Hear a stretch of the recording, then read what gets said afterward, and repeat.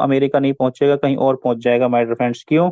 क्योंकि उसकी डायरेक्शन में चेंज हो जाती है। तो डायरेक्शन जो हमारी चेंज हो जाती है, यानी छोटा बदलाव एकदम रिजल्ट नहीं देता, छोटा बदलाव थोड़ा थोड़ा आगे जाके आगे जाते रहते हैं, आगे जाते हैं, लेकिन लास्ट जब देखते हैं तो जमीन और आसमान का अंतर हो जाता है, बदलाव हो जाता है। बोला जाता है बचपन सभी का एक जैसा होता है, जवानी अलग अलग क्यों हो जाती है माय डियर फ्रेंड? उनके माहौल की वजह से, उनके सीखने की और उनकी मेहनत करने की वजह से जवानी और बचपन दोनों अलग अलग हो जाता है, वरना बचपन सबका एक जैसा ही होता है। तो आप सभी का वेलकम है आज के शानदार मॉर्निंग मसाला में। और माय डियर फ्रेंड्स, आज हम लोग शेयर करने वाले हैं आपसे ऐसे कुछ चीजें जो इम्पोर्टेंट होंगी आपकी लाइफ में, हमारी लाइफ में, क्योंकि हम लोग सभी टीम वर्क में हैं। और टीम वर्क में क्या क्या चीजें होनी चाहिए, आज हम उसके बारे में बात करेंगे। एक टीम लीडर के पास क्या गुण होने चाहिए, एक टीम लीडर कैसे अपनी टीम को स्टैंड कर सकता है, क्या क्वालिटीज होनी चाहिए। और एक टीम लीडर उनमें से यदि कोई भी गुण नहीं है तो टीम लीडर कहीं ना कहीं, टीम लीडर्स में कहीं ना कहीं छेद है, लीडरशिप में कहीं ना कहीं छेद है। और माय डियर फ्रेंड, वो चारों चीजें जो आज हम डिस्कशन करने वाले हैं, जो भी किसी भी फील्ड में हो और वो टीम वर्क, टीम बनाने के नेटवर्क्स में है, टीम के उसमें है, तो माय डियर फ्रेंड वो कैसे अपनी टीम का हीरो बन सकते हैं, आज उसके बारे में डिस्कशन करने वाले हैं। टीम का हीरो बनने के लिए क्या चीज चाहिए, आज उसके बारे में डिस्कशन करेंगे। टीम का हीरो बनने के लिए क्या चीज लगेगी, आज उसके बारे में डिस्कशन करेंगे। टीम कैसे रुक जाती है, किसी व्यक्ति के पास टीम रुक जाती है और किसी व्यक्ति के पास कितनी मेहनत कर ले टीम रुक नहीं पाती है, आज उसके बारे में डिस्कशन करेंगे माय डियर फ्रेंड्स। ऐसे 4 पॉइंट जो आज आपके लिए बहुत ज्यादा इंपॉर्टेंट होंगे। तो आइए समझते हैं टीम नेटवर्क कैसे काम करता है, टीम का हीरो कैसे बना जाए, परमानेंट कोई व्यक्ति कहीं भी खड़े हो जाए वहीं से टीम बन जाती है। ऐसी कुछ कुछ चीजें उनके अंदर ऐसी क्या है जो कहीं भी खड़े हो जाते हैं टीम बन जाती है, और एक व्यक्ति पूरी जान लगा देता है टीम स्टैंड नहीं होती। तो ऐसे कुछ पॉइंटों पर आज हम बात करने वाले हैं, क्योंकि हम लोग टीम वर्क के नेटवर्क्स में हैं, टीम बनाने के बिजनेस में हैं। तो आइए समझते हैं कैसे हम एक टीम बना सकते हैं और टीम का हीरो कैसे बन सकते हैं। चलिए स्क्रीन को हम पीपीटी को शेयर करते हैं।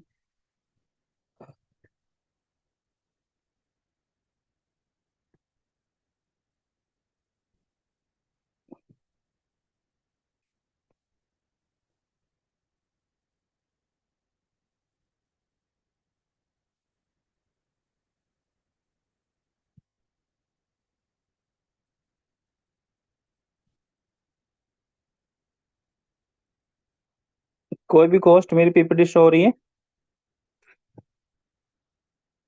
जी जी, बिल्कुल बिल्कुल हो रही है sir. Okay, thank you very much. ये हमारे फ्रेंड्स जो व्यक्ति टीम बनाने के बिजनेस में है, यानी हम सारे लोग टीम बनाने के बिजनेस में हैं, और अपनी टीम का हीरो कैसे बना जाए, ये 4 पॉइंट लगेंगे माय डियर फ्रेंड्स टीम का हीरो बनने के लिए। तो पहला जो सबसे बड़ा पॉइंट्स है ये है हीरो ट्रेनिंग्स, इसका नाम है HERO, हीरो, हीरो ट्रेनिंग्स। और आप अपनी टीम के हीरो बनेंगे यदि ये 4 क्वालिटीज, 4 चीजें हमारे अंदर हैं, नहीं है तो बिल्ड की जा सकती हैं, और है तो इससे शानदार कोई चीज हो नहीं सकती। आइए समझते हैं, पहला है हमारा H। तो एच माने क्या होता है, आइए समझते हैं। H for honesty. My dear friends, हमारे बिजनेस की सबसे बड़ी चीज है वो है ईमानदारी। टीम बनाने की सबसे बड़ी जो गुण है वो है ईमानदारी। ईमानदार लोग साथ सब रहना चाहते हैं माय डियर फ्रेंड्स। बेईमान लोग साथ टीम नहीं बनती है, बनती है और वो चली जाती है। कुछ समय के लिए सुकून मिलेगा टीम का, लेकिन परमानेंट जो आप चाहते हैं कि टीम हमारे साथ बनी रहे, वो छोटी छोटी चीजों की वजह से, ईमानदारी की वजह से नहीं हो पाती। ईमानदारी एक बहुत बड़ा गुण है, ईमानदारी एक बहुत बड़ा नगीना है हमारे लिए, कि हमें ईमानदार रहना पड़ेगा। जब ईमानदार रहेंगे, तो ईमानदारी का मतलब ये नहीं कि सारे के सारे हम बेईमान हैं, ऐसा बिल्कुल भी नहीं है। लेकिन छोटी छोटी चीजों पे हमें ईमानदारी रखनी पड़ती है, ईमानदारी। तो माय डियर फ्रेंड्स, कैसे आप कहीं भी जाते हैं, छोटी छोटी चीजों को देखनी पड़ती है। ईमानदारी वो क्वालिटी होती है कि लोग इसको परख लेते हैं, देख लेते हैं। आपने पैसे के इधर उधर किया, लेन देन में उधर इधर किया, तो हो सकता है टीम का बंदा कोई आपसे ना बोले कि सर मेरा इतना पैसा आपके पास रह गया। एक एक रुपए का इधर उधर यदि नहीं हुआ, एक बार बंदा देख लेगा, 2 बार देख लेगा, लेकिन फिर वो अपने अंदर एक इमेज बना लेता है कि ये ईमानदार नहीं है। आपने किसी पैसे के 1,000 रुपए, 10,000, 5,000 रुपए का इधर उधर किया, तो सामने वाला आप हो सकता है ना बोले, क्योंकि आप उसके गुरु, आप उसके मेंटर हो। लेकिन माय डियर फ्रेंड्स, क्या होता है, वो अपनी अंदर एक इमेज बना लेता है। और इमेज बना, जैसे एक बार इमेज बनी, 2 बार इमेज बनी, 3 बार इमेज बनी, तो माय डियर फ्रेंड वो समझ लेता है कि ईमानदार नहीं है। तो कैसे भी करके हमें टीम से ये पूछ लेना है कि आपका कोई लेन देन, तो क्योंकि सबसे ज्यादा जो टीम बिखरती है वो लेन देन की वजह से बिगड़ती है। और सबसे पहले हमें कई बार अपनी टीम से ये पूछ लेना, आपका कोई लेन देन तो नहीं है, आपका कोई इधर उधर पैसा तो नहीं है, कई बार हम भूल जाते हैं। तो ये सबसे बड़ी चीज क्या है, ईमानदारी। ये ईमानदारी, ये नगीना है, तो ये आपको बहुत ऊंचाई तक लेके जाने वाला है। आप देखना, किसी भी मूवी, पुरानी मूवी आपने देखी होंगी, वहां पर जो विलन होता है वो हीरो की माँ बाप को पकड़ लेता है, विलन जो होता है। फिर वो उनसे क्या बोलता है, वो बोलता है अपने बेटे को बुलाओ, यानी हीरो को बुलाओ। वो क्या करता है, वो खुद विलन है, वो खुद झूठा है, वो खुद दुनिया को सताता है, लेकिन दुहार काय की लगा रहा है, ईमानदारी की, कि आप उनके माँ बाप से कि वो अपने बेटे को बुला लें। तो माय डियर फ्रेंड्स, ईमानदारी एक ऐसा गहना है जो हमेशा लाइफ टाइम आगे चलने वाला है। और इसको हमें, क्योंकि हम बिजनेस में हैं, छोटी छोटी चीजें गलत होती रहती हैं, उसको हमें सही करना है, ईमानदार हमेशा बना रहना है।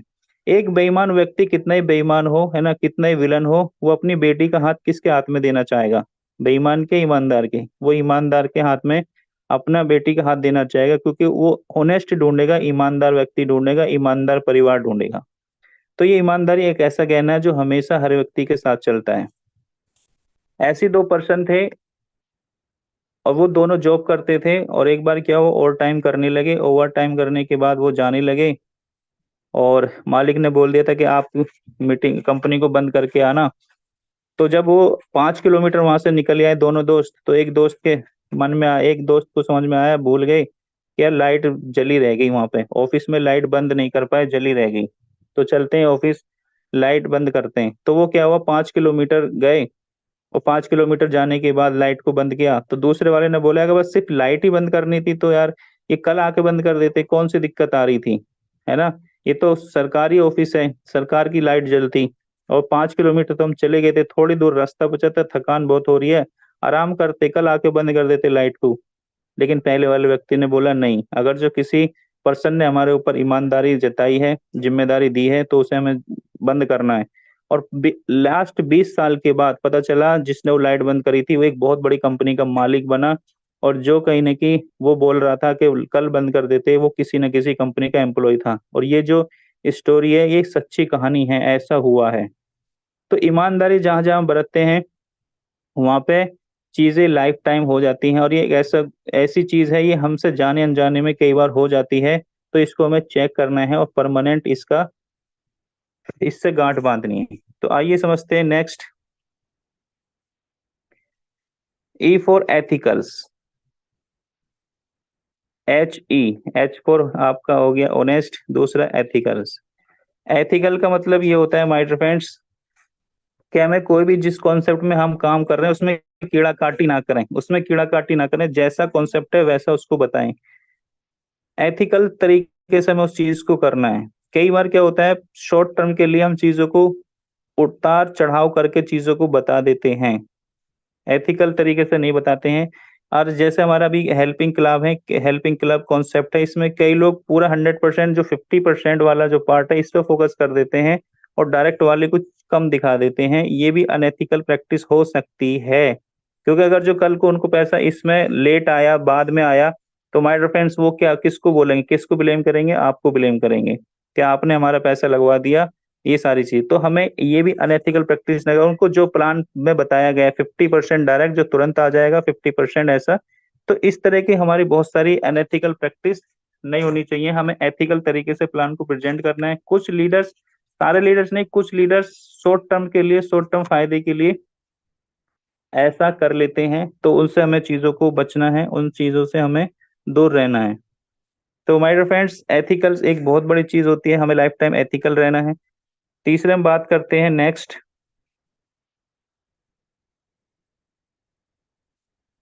रेस्पॉन्सिबिलिटी, जिम्मेदारी।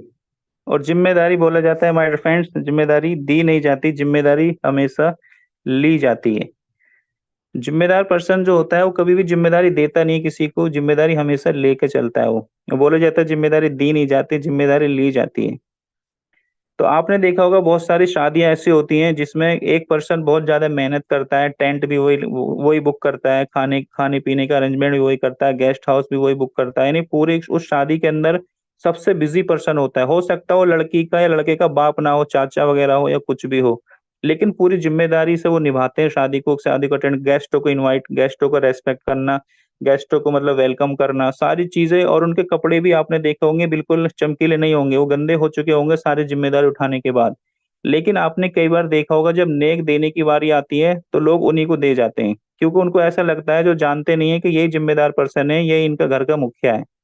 तो जिम्मेदारी लेने का एक बहुत बड़ा रोल ये भी होता है कि जब हम जिम्मेदारी लेते हैं तो माय डियर फ्रेंड, लोग आपकी पहचान बनना शुरू हो जाती है। जो जिम्मेदारी और दी नहीं जाती, जिम्मेदारी हमेशा ली जाती है, ये हमें गांठ बांधनी है। कोई पर्सन आपको जिम्मेदारी देगा नहीं, जो जिम्मेदारी उठाएगा उसी के नाम बनेगा, उसी की पहचान बनेगी। ऐसे ही क्या था, एक पर्सन थे, एक किसान थे, और उस किसान किसान के तीन बेटे थे और तीनों ने एमबीए किया हुआ था। एमबीए।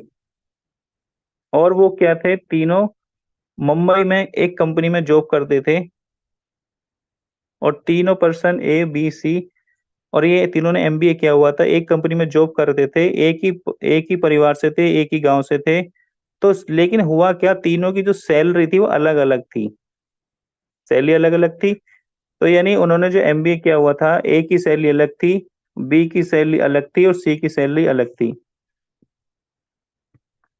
तो ए की पर्सन की जो सैलरी थी वो, ए बी सी ये तीन पर्सन थे, इनकी जो सैलरी थी 30,000 रुपये थी।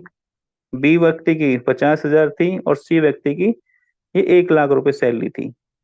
तो जो किसान का जो बेटा, किसान जो था वो कंफ्यूज हो गया कि ऐसा कैसे हो सकता है, तीनों बेटे हैं और एक ही कंपनी में जॉब करते हैं, एक ही तरह का काम करते हैं, और एक ही तरह से मैंने सब पे मेहनत करी है, पढ़ाई एक ही तरह से पढ़ाई कराई है, एमबीए कराया है और मैनेजमेंट कोर्स कराया है एमबीए का। लेकिन सैलरी अलग अलग क्यों, एक की 30,000 रुपये है, एक की 50,000 है और एक की 1 लाख रुपए, ये कैसे हो सकता है।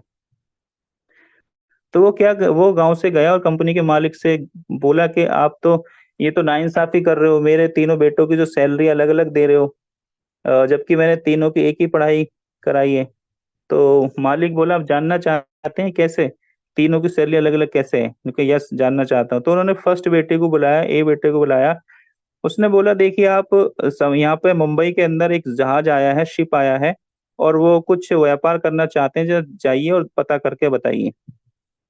तो जो एक पर्सन था वो गया, और जाने के बाद उसने पता किया कि शिप आया है चाइना से, ओ सॉरी, जापान से या चाइना से शिप आया है, और वहां से हिंदुस्तान में वो बिजनेस करना चाहते हैं। इस बार वहां पे जो फिश का जो कारोबार है बहुत तेज हुआ है, बहुत बड़ा हुआ है, तो वो इंडिया में सप्लाई करने के लिए आए हैं।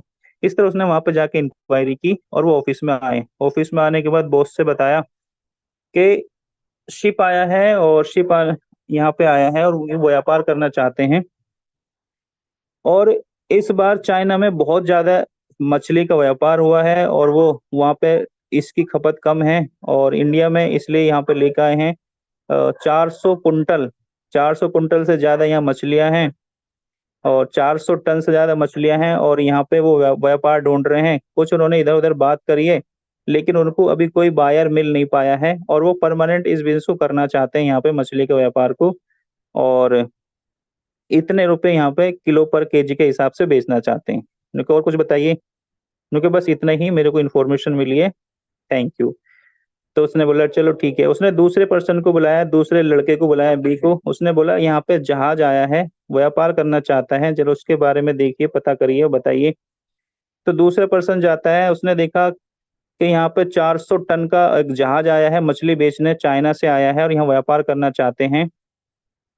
लेकिन उसने यहाँ पे वो चाहते हैं इंस्टॉल लगा के अपनी मछली को बेचना। वो कुछ पर्सन भी, कुछ लोग भी लेके आए हैं, और यहाँ पे वो इंस्टॉल लगाएंगे और अपनी मछली को रिटेल में बेचेंगे, और पर किलो के हिसाब से, या टन के हिसाब से वो पैसा बनाएंगे।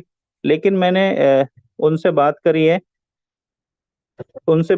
है, और मैंने बायर से भी एक बात करी, मैंने उनकी डील करा दी है। डील कराने के बाद हमें जो हर कुंटल से लाखों रुपए का फायदा हो रहा है। लेकिन क्या हुआ, हमने जब बात करी पैसे की, तो हमारे मैनेजमेंट के पास, अकाउंटेंट के पास इतने पैसे नहीं थे कि हम वो 4 टन का वो ले पाए। तो ये डील हमने नेक्स्ट टाइम के लिए डील पेंडिंग कर दी है कि जिस जब अब अगली बार वो आएंगे तो हमें पूरे पूरे टन का ये हमसे पहले कांटेक्ट करेंगे, फिर हम इनका पूरा शिप का शिप ले लेंगे, इतने हम पैसे की व्यवस्था भी कर लेंगे। नुके और कुछ? नुके नहीं, बस। उन्होंने फिर तीसरे पर्सन को बुलाया, तीसरे लड़के को बुलाया और उनसे बात करी, पूछा कि आप बताइए, आप जाइए, एक मछली का टन आया, वो आया, शिप आया है, वो मछली का व्यापार करना चाहिए, उसके बारे में जरा पता करिए। वो बंदा गया। ये बंदे की बात आप सुनिएगा जरा गौर से। वो बंदा गया, उसने पहले सारी इंक्वायरी करी, और इंक्वायरी करने के बाद फिर वापस आया, उसने बताया, बताइए क्या क्या देखा आपने। उसने बताया बॉस को कि एक मछली का शिप आया है और 400 टन वो शिप का जहाज है, और यहाँ पे वो व्यापार करना चाहते हैं रिटेल में। लेकिन मैंने उनसे कांटेक्ट किया, मैंने कुछ मंडी से बायर पकड़े, मैंने 2-3 बायर को मैंने कांटेक्ट किया और उनकी मछली को मैंने डील करा दिया। और ऊपर डील पे हमने कहीं न कहीं 4 से 5 लाख रुपए का हर टन पे हमें प्रॉफिट हो रहा है। और चूंकि हमारी कंपनी में इतना बड़ा फंड नहीं था, तो मैंने कहीं ना कहीं तुरंत फाइनेंसर से फाइनेंस कराया, और फाइनेंस कराने के बाद वो मैंने उनको पेड करा दिया, डॉलरों में उसको पेड करा दिया। और वो पेड करने के बाद सारी जो मछलियां थी मैंने मंडी में सेल करा दी। हर स्टॉल में आज मंडी में मछली मछली वो हमारे माध्यम से गई हैं। हर हर एक रिटेलर को मैंने बेच दिया है। और कहीं ना कहीं जो प्रॉफिट हुआ है वो हमने अकाउंटेंट को बोल दिया है, वो कहीं ना कहीं कंपनी में जमा करा देगा। और ये जो है अगली अगली बार जितने भी शिप आएंगे हिंदुस्तान के अंदर, मुंबई के अंदर, ये हम सबसे पहले हमसे कांटेक्ट करेंगे। अब उन्हें मछली हिंदुस्तान में किसी रिटेलर को ढूंढने की आवश्यकता नहीं है। हम हाथों हाथ उनका शिप ले लेंगे, और हमने बायर इसके अलावा भी बहुत सारे सेट कर लिए हैं। और हर कुंटल हर टन पे हमें 3 लाख 4 लाख रुपए का प्रॉफिट जो हुआ है मैंने अकाउंटेंट में कंपनी में जमा करा दिया है। और आगे जो हमेशा हमारी डील रहती रहेगी, और इस तरह के और भी कोई गुड्स होंगे, सामान होंगे, उससे भी हमने पक्की डील कर ली है। Thank you very much. तो माय डियर फ्रेंड, तीनों में अंतर क्या रहा? तीनों ने, पहले व्यक्ति ने सिर्फ इंफॉर्मेशन प्रोवाइड कराई कि वो शिप आया है ऐसे ऐसे, दूसरे ने थोड़ा सा और आगे गया, लेकिन सी पर्सन ने A to Z कंपनी का प्रॉफिट करा दिया। कंपनी ने हर टन पे 3 से 4 लाख रुपए का प्रॉफिट करा दिया, और वो पैसा कंपनी में जमा करा दिया। तो कंपनी किसको सबसे ज्यादा सैलरी देगी? सी व्यक्ति को सबसे ज्यादा सैलरी देगी, क्योंकि उसने कंपनी का प्रॉफिट कराया। सिचुएशन तीनों के लिए सेम थी। तो माय डियर फ्रेंड्स, वही आज मैं बोलता हूं ना, बचपन एक जैसा होता है, जवानी अलग अलग होती है। रिस्पॉन्सिबिलिटी की वजह से होती है, जिम्मेदारी की वजह से होती है। तो सबसे ज्यादा 1 लाख रुपए वो इस बात का कमा रहा था कि वो कंपनी को व्यक्ति प्रॉफिट दे रहा था, जान लगा रहा था, और वो कंपनी को प्रॉफिट निकाल के दे रहा था। वैसे ही एक बहुत सारे लीडरशिप के अंदर होती है कि कुछ लोग तो सिर्फ खाना पूर्ति करते हैं, बस टीम का पार्ट है ना, जिम्मेदारी से वर्क नहीं करते हैं, बस चल रहे हैं। वो एक होता है ना, रनिंग इन द बिजनेस, दूसरा होता है chase in the business. Business में एक रन करना, दूसरा होता है चेस करना। बहुत सारे लीडर्स वो बहुत ज्यादा कॉल नहीं करते हैं, वो बहुत ज्यादा प्रॉब्लम को खुद से ही सोल्व करते हैं, वो सी कैटेगरी के हैं। वो क्या करते हैं, सिर्फ बहुत माइनर चीजें जब उनको समझ में नहीं आती, जो बिल्कुल आउटस्टैंडिंग हो जाती है, वो तब कहीं ना कहीं अपलाइन का सहारा लेते हैं, वरना वो सारी चीजें खुद से हैंडल कर देते हैं और रिजल्ट देते हैं। ऐसे ही लीडर्स अपने अपलाइन की नजरों में स्टार होते हैं। और माय डियर फ्रेंड्स, एक चीज, यदि आपके अपलाइन अपनी लिस्ट बनाएं, आप सारे के सारे अपलाइन हो और आप अपनी टीम की लिस्ट बनाएं, तो माय डियर फ्रेंड, कुछ लोगों का नाम आपको मजबूरी में लिखना पड़ता है, क्योंकि वो सी कैटेगरी के हैं। तो माय डियर फ्रेंड, अब ये बात होगी आप अपलाइन हो। अब बात करते हैं हम किसी का पार्ट हैं, क्योंकि हम अपलाइन हैं तो हम किसी के टीम का पार्ट भी हैं। अब ये तो हमने बात कर ली आप अपलाइन हो तब। अब यदि हम टीम का किसी का हिस्सा है, तो अपलाइन को मजबूरी में हमारा नाम लिखना पड़े, ऐसे काम हमें करने पड़ेंगे। तो वो सी कैटेगरी का ही वो सी कैटेगरी में कैसे आ सकते हैं? उसके लिए हमें रेस्पॉन्सिबल होना पड़ेगा, जिम्मेदार होना पड़ेगा। जब जिम्मेदार होते हैं, A to Z रिजल्ट निकाल के लेके आते हैं, और सिर्फ ये बोलते हैं ये जी। सी पर्सन ने क्या किया? सी पर्सन ने पूरी डील करी, कंपनी को प्रॉफिट करा दिया, और मालिक कहीं ना कहीं वहां पे बैठे हुए थे, और मालिक को प्रॉफिट करा के कंपनी, मालिक क्या चाहते हैं? प्रॉफिट चाहते हैं ना, और उसने वही प्रॉफिट करा के दे दिया। तो हमें सी कैटेगरी में आना पड़ेगा। और सी कैटेगरी लोग नेटवर्क मार्केटिंग में इतिहास रचते हैं। सी कैटेगरी के लोग जो ए टू जेड खुद से करना जानते हैं, अपनी टीम की जूम मीटिंग लेते हैं, अपनी टीम को आगे बढ़ाते हैं एक जिम्मेदारी से। वो चीज, वो एक अगला पॉइंट और है, उसको भी हम कवर करेंगे। तो ये सारी चीजें हैं जो कहीं ना कहीं हमें एक रेस्पॉन्सिबल आती हैं, ये टीम का हीरो बनाती हैं। आप रेस्पॉन्सिबल रहेंगे तो चीजें बनती रहेंगी। रेस्पॉन्सिबिलिटी दी नहीं जाती, हमेशा ली जाती है। तो हम सारे लोगों को अपनी अपनी जिम्मेदारी लेनी पड़ेगी। जो हमारी जिम्मेदारी जिम्मेदारी क्या है, एक हमारा रोड मैप रेडी किया गया है। रोड मैप क्या है? बहुत सारे लोगों को अभी ये नहीं पता है कि हमें करना क्या है, क्या काम करना है, कैसे करना है। लेकिन पीपीटी के अंदर ऑलरेडी हमें सबको रोड मैप मिल चुका है। रोड मैप हमारा क्या है? 100 पीपल डायरेक्ट करने का, ये माय डियर फ्रेंड्स। और 100 पीपल डायरेक्ट करने का ये हमारी जिम्मेदारी है, रेस्पॉन्सिबिलिटी है। हम यहाँ पे बड़ा पैसा बनाना चाहते हैं। कुछ लोग हो सकता है 1 महीने में 100 करेंगे, नो प्रॉब्लम्स। 2 महीने में 100 करेंगे, नो प्रॉब्लम। लेकिन टारगेट रोड मैप हमारा यही है। बार बार रोड मैप नहीं बदलते माय डियर फ्रेंड्स। और इस 100 की वजह से हमें हर एक लेवल पे कितनी इनकम आने वाली है, ये वहां पे शो कर दिया गया। ये बिगेस्ट रोड मैप है। किसी भी पीपीटी, किसी प्लान के अंदर आपने प्रेजेंटेशन के साथ रोड मैप नहीं देखा होगा। लेकिन एमक्यूएच का हेल्पिंग क्लब एक ऐसा कॉन्सेप्ट है जिसमें प्लान के जस्ट बाद आपको रोड मैप दे दिया गया, हमारे हाथ में थमा दिया गया कि लीजिए रोड मैप, 100 लगाइए। आप 300 करोड़ कमाइए, 3 करोड़ कमाइए, 400 करोड़ कमाइए, ये आपके हाथ में है। तो हमें शुरुआत करनी है, जस्ट बिगिनिंग करनी है। एक एक पर्सन को, जितने हमारे लोग हो गए, हमने 100 की ज्वाइनिंग करा दी, तो उनको एक एक करके हमें लेवल अपडेट कराना है। नहीं हुए तो हम फील्ड में उतर के एक एक बंदे को ज्वाइन कराना है। ज्वाइन करा के उन्हें 2 लेवल, 3 लेवल, 4 लेवल, 5 लेवल, सबको यहाँ से एक एक लेवल करके 9 लेवल तक पहुंचाना है। ये हमारा रोड मैप है। हमें भटकने की आवश्यकता नहीं है, रोड मैप हमारे हाथ में है। और जब रोड मैप हमारे हाथ में है तो बस हमें काम में लग जाना है और इसको जल्दी से करके वहां पे पहुंचना है। और बोर्ड मेंबर में भी आने का मौका है हमारे पास कि हम 100 लोगों की स्पॉन्सरिंग करें, 9 लोग 9 लेवल अपना क्वालिफाई करें, और 9 9 लेवल क्वालिफाई करके हम कंपनी का बोर्ड मेंबर में शामिल हो जाते हैं। और उनको ई पिन जो 10% लाइफ टाइम कम अमाउंट पे मिलती है, फ्री मिलती है, 10% छूट मिलती है। और भी डायरेक्ट कंपनी का जो बोर्ड मेंबर है उनसे सीधे कांटेक्ट उनका रहता है। तो ये एक बहुत बड़ी चीज है। आपको ईमानदारी रखनी है, एथिकल्स रहना है। छोटे टर्म्स के लिए हमें लॉन्ग टर्म का लॉस नहीं करना है, जिम्मेदारी खुद से लेनी पड़ेगी। कई लीडर्स क्या करते हैं, छोटी सी प्रॉब्लम है, स्क्रीनशॉट लिया, अपलाइन को व्हाट्सअप कर दिए। भाई पहले उसको खुद से सॉर्ट आउट करने की कोशिश करिए। अगर नहीं हो पा रहा है तब उसको सेंड करिए। उससे फायदा, उससे ये नहीं है कि अपलाइन उस चीज को सोल्व नहीं कर सकते, उसका ये बेनिफिट नहीं है कि अपलाइन में वो चीज नहीं है। उससे ये शो होगा कि आप एक जिम्मेदार पर्सन है, आप अपनी टीम को लीड कर रहे हो, तभी तो लीडर कहलाओगे। तो कोशिश करिए कि जो प्रॉब्लम्स आ रही है खुद प्रॉब्लम सोल्वर बनिए। जब छोटी छोटी समस्याएं, जब प्रॉब्लम सोल्वर बन जाते हैं तो एक दिन जब बड़ी समस्या आती है वो उसको भी हल कर लेते हैं। एक नेटवर्कर आपने देखा होगा, उसमें इतनी क्षमताएं आ जाती हैं, उतनी क्षमताएं आ जाती हैं, प्रॉब्लम झेल झेल के, लोगों से बात कर करके, समस्याएं देख देख के, कि वो अपने रियल लाइफ में जो समस्याएं आती हैं उनसे भी नहीं घबराता है। ये एक लीडरशिप के अंदर, एक लीडर्स के अंदर ये क्वालिटी डेवलप हो जाती है परमानेंट के लिए। ये अदर जो मार्केट में लोग हैं, है ना, उनके अंदर वो चीज नहीं है। एक्स्ट्रा क्वालिटी एक नेटवर्कर के साथ में आ जाती है। जो किसके साथ आती है? जो ट्रेनिंग मीटिंग का हमेशा पार्ट बने रहते हैं, हिस्सा बने रहते हैं, उनके अंदर ये जिम्मेदारी आती है माय फ्रेंड्स।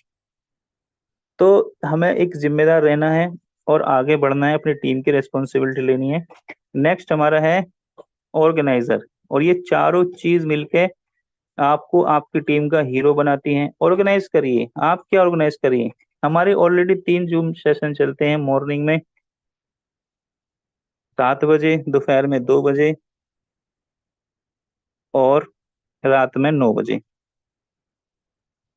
तो माय डियर फ्रेंड्स, इसके अलावा अगर जो हमारी टीम यहाँ पे आ रही है तो ठीक है, नहीं तो हम ऑर्गेनाइजर बन सकते हैं। ऑर्गेनाइजर कैसे? आप अपनी टीम का कोर मीटिंग ले लीजिए।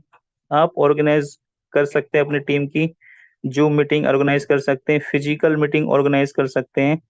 ऑर्गेनाइज हमें करना पड़ेगा, ऑर्गेनाइजर बनना पड़ेगा। बड़ी टीम बन जाएगी तो वहां पे अपना छोटा सेमिनार, बड़ा सेमिनार ऑर्गेनाइज करेंगे, तो चीजें वहां पे बनना शुरू हो जाएगी। जो व्यक्ति ऑर्गेनाइजर होता है, किसी चीज को उत्पाद करता है, वो कहते हैं ना, जैसे लीडरशिप में तीन चार तरह की चीजें होती है, momentum maker, momentum taker, momentum breaker.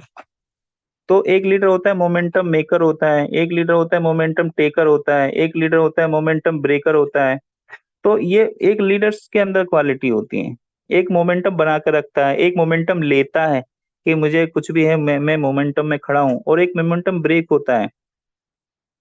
तो वैसे ही ऑर्गेनाइजर के अंदर भी क्या होती है, ऑर्गेनाइज करनी होती है हर चीजें। आप जूम मीटिंग ऑर्गेनाइज करिए, आप अपनी टीम के लिए जो वो बनते हैं बैनर बनते हैं, बैनर बनाइए। अपनी छोटी छोटी टीम टीम को क्या क्या समस्याएं आ रही हैं उसके बारे में सोचिए, सोच के उसको आगे बढ़ा सकते हैं। और जब हम ऑर्गेनाइजर बनते हैं छोटी छोटी चीजों से, और देखो ऑर्गेनाइजर तब बनते हैं जब हमारे पास कुछ नहीं होता है। बजट कब बनाया जाता है? बजट तो तब बनाया जाता है जब हमारे पास कुछ नहीं होता है। जिसके पास बहुत कुछ होता है वो खुद थोड़ी बजट बनाते हैं, फिर तो सीए से बजट बनवाते हैं।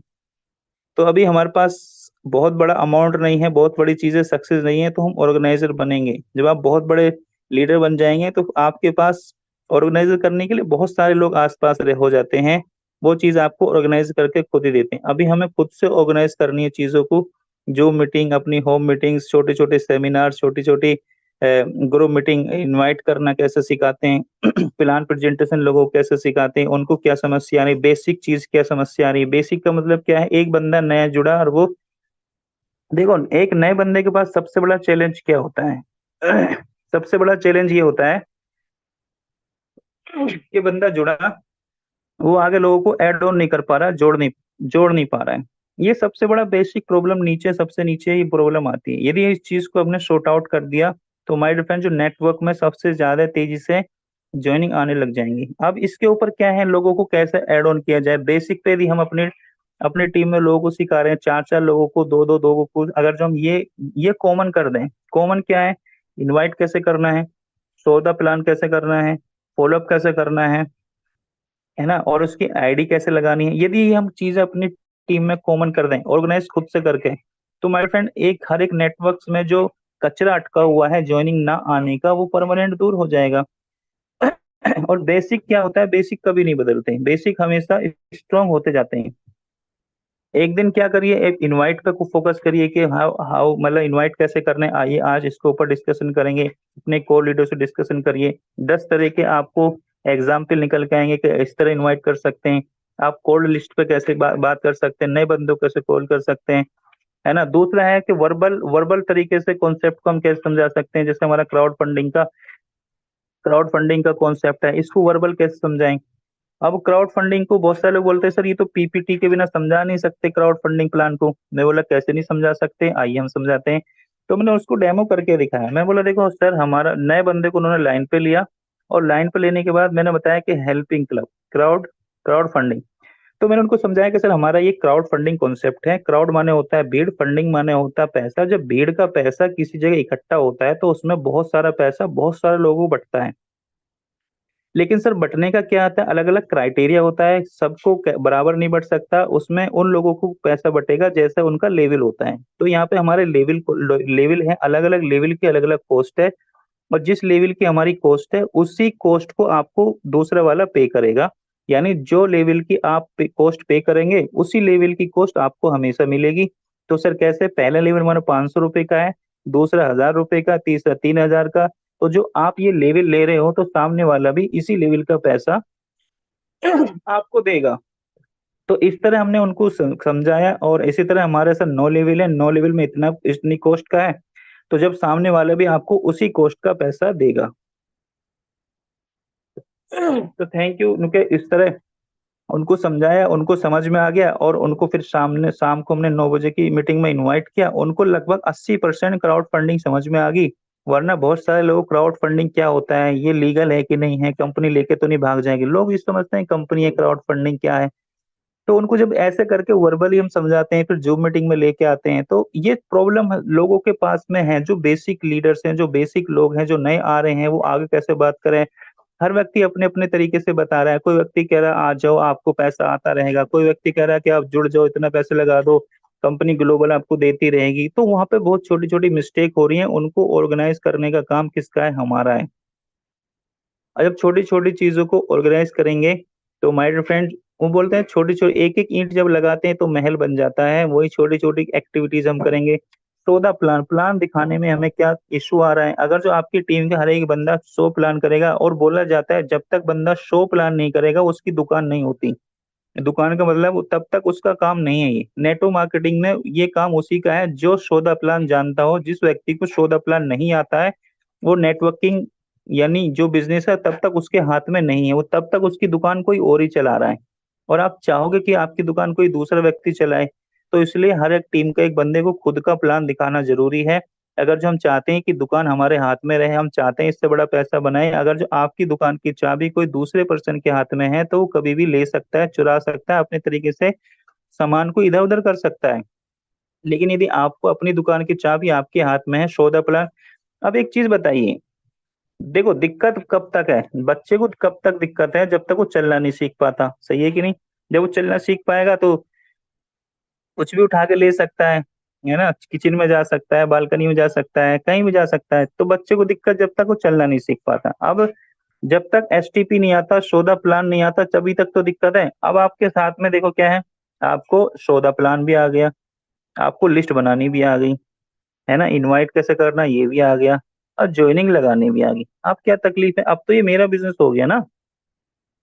अब तो ये मेरा बिजनेस हो गया। मेरे को प्लान दिखा, मैं किसी व्यक्ति को प्लान दिखा सकता हूँ, प्लान दिखाने के बाद उनको मैं ज्वाइनिंग करा सकता हूँ, पैसे ले सकता हूँ, है ना? और सारी चीजें मैं कर सकता हूँ, फॉलोअप भी मैं कर सकता हूँ। तो बचा क्या?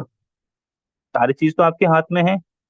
तो भाई स्पीड आप दिखानी, जब सारी चीज मैं कर सकता हूँ, एनालिसिस करिए, जब मेरे को सारी चीज आती है, प्लान भी आता है, लिस्ट भी आती है, फॉलोअप भी मैं कर लेता हूँ, नहीं आता तो इसमें अपलाइन का सहारा ले लेता हूँ, मैं ज्वाइनिंग भी करा लेता हूँ, तो मैं ज्वाइनिंग आ क्यों नहीं रही?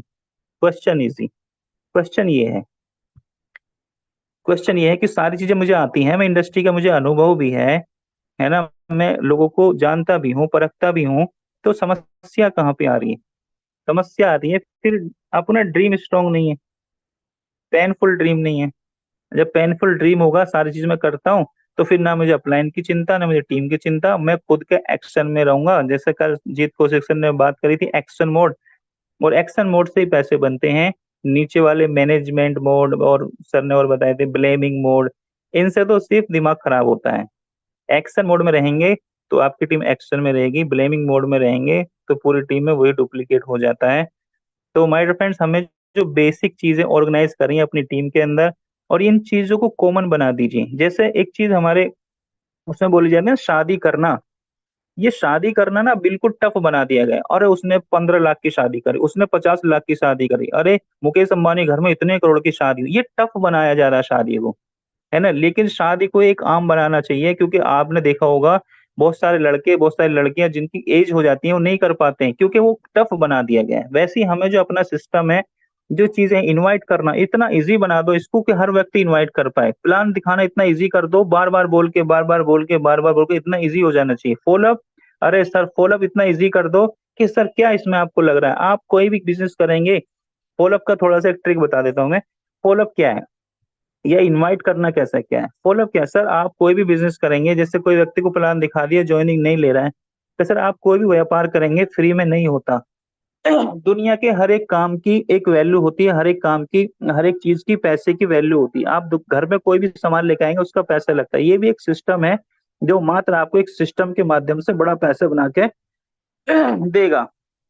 तो सर इसमें इतने लेवल से, देखो शुरुआत में क्या होता है, अगर जो कोई बंदा नहीं आ रहा तो उसको बड़ा लेवल फिर मत बताइए, छोटे लेवल से लेके आइए। और छोटे लेवल से लाने के बाद फिर उनको बड़े लेवल से क्या फायदे वो बताइए, और धीरे धीरे करके वो बड़ा लेवल ले लेंगे। अगर जिनके अंदर कैपेबिलिटी है, क्षमताएं हैं, उनको तुरंत बड़ा बताइए, अब वो लेके आ जाएंगे। तो फॉलोअप भी प्रक्रिया है, इनविटेशन प्रक्रिया है, शोध अप्लाई, इनको हम छोटे छोटे चीजें अपनी टीम में ऑर्गेनाइज करेंगे, आम बना देंगे, तो माय डियर फ्रेंड वो ग्रुप तेजी से फास्ट तरीके से काम करने वाला है, काम करेगा। तो ये छोटी छोटी 4 चीजें थी जो हमें अपने टीम का हीरो बनाती हैं। और अपलाइन के पास क्या रोल होता है? यही होता है, ईमानदार रहना, एथिकल्स रहना, अनएथिकल प्रैक्टिस ना करें, और जिम्मेदारी लें, और ऑर्गेनाइजर बने, तो आप अपनी टीम का हीरो बन सकते हो। आप अपनी टीम के हीरो हो, बन नहीं सकते, हीरो हो। बस ये चीजें शेयर की गई थी कि और चीजें हम अपनी कहीं ना कहीं कर सकते हैं। और जो लास्ट में किया था ना, ऑर्गेनाइजेशन, ये करना हर एक लीडर की जिम्मेदारी है। क्योंकि जिस टीम में छोटी छोटी बेसिक चीजें आम हो जाएंगी, जिस टीम में छोटी बेसिक चीजें खास हो जाएंगी, वो बिजनेस रोक नहीं सकता। आज लोगों को समस्या क्या आती है कि हमारे बिजनेस में नए लोग कभी आना बंद नहीं होंगे। हमेशा ऐसे लोग आएंगे जिनको नेटवर्किंग का एन नहीं पता। और जब जिनको एन नहीं पता और उन्होंने सीखा नहीं, उनके लिए आम नहीं हुआ है बेसिक। ओ क्या, हम तो लीडरशिप का पट्टा लगा के बैठ गए, है ना, हमने टांग पे टांग रख ली, टांग पे टांग रख ली, नीचे एजुकेशन फ्लो नहीं हो रही। तो माय फ्रेंड, जो बेसिक अभी नया बंदा जुड़ा है, उस तक एजुकेशन कैसे पहुंचेगी? हमें कई बार क्या होता है, लीडर्स ज्वाइन करने के बाद टांग पर टांग रख लेते हैं, यानी टांग पर टांग रहे नहीं, अब उन्हें कुछ नहीं करना। तो माय फ्रेंड, धड़ाक से टीम जाएगी, आप हीरो नहीं जीरो बन जाओगे अपनी टीम की।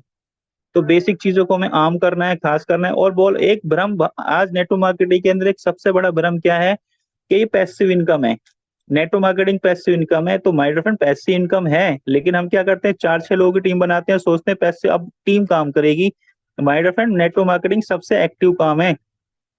ये हम लोगों का भ्रम रहता है कि नेटवर्क मार्केटिंग पैसिव इनकम है, पैसिव इनकम है। सबसे, मैं बोलता हूँ, सबसे एक्टिव काम है। एक दुकानदार जब ग्राहक आएगा तभी सौदा उठा कर देगा, लेकिन आपके पास टीम हो जाती है तो आपको हरदम एक्टिव रहना पड़ता है। ये एक्टिव काम है। एक समय के बाद जो आपकी इतनी जड़ें फैल जाती हैं तब पैसिव इनकम आती है, लेकिन अभी तो एक्टिव रह के ये माइंड सेट करना पड़ेगा, ये एक्टिव इनकम है।